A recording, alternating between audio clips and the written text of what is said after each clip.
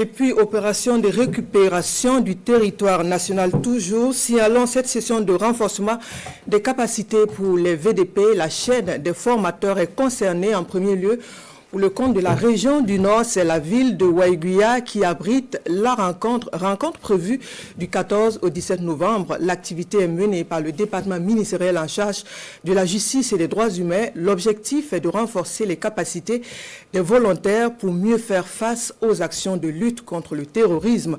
Abdelaziz Guindo, Aïcha Dianda. Ces forces de défense et de sécurité venues des différentes communes de la région du Nord sont engagées dans l'encadrement des VDP.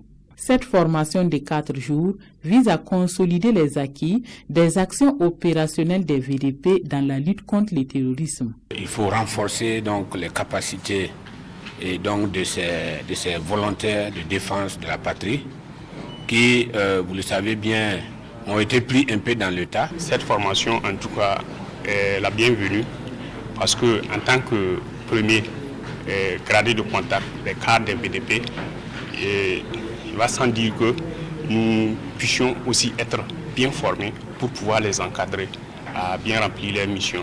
À travers cette session, le ministère en charge des droits humains entend participer à la mise en œuvre de la stratégie de lutte contre le terrorisme adoptée par le gouvernement de la transition. Il bénéficie du soutien de l'UNICEF. Le nombre élevé de VDP fait qu'on ne pourra pas toucher tout le monde. Et voilà pourquoi nous avons opté d'encadrer, de former ceux qui sont censés former les VDP pour que ce message soit en retour véhiculé au niveau des VDP afin de prendre en compte les impératifs des droits de l'homme dans les opérations de lutte contre le terrorisme. 6e du genre, cette formation est dispensée dans les 13 régions du pays. À terme, elle va toucher 240 formateurs des VDP.